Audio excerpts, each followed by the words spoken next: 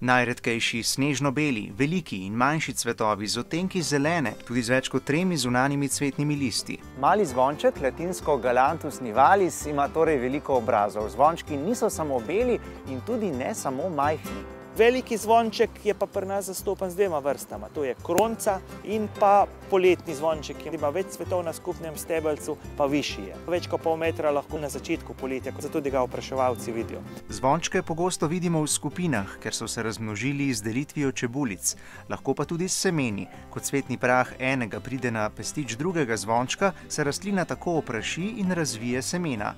Ker se pri tem geni mešajo, iz semen vzklijejo novi zvončki, ki so vsaj malo drugačni od svojih staršev. Taka drobna semena zraven imajo pa en tak dodatek. In tisti dodatek malo mravlje pojedo in raznesejo semena. V botaničnem vrtu razmnožujejo in preučujejo več kot 50 različic malih zvončkov iz vse Slovenije. Mnoge od njih so odkrili otroci. Otroci te razlike izredno dobro opazijo, pa da se jim sklanjati pri tleh.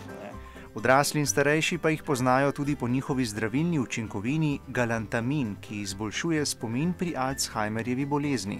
Ena, ki je to odkrila, je v Bolgariji videla ljudi, ki so nabirali čebulice zvončkov in so si potem tako te čebulice nekako po sencih natirali. So rekli, da je pač zato, da jih glava ne boli.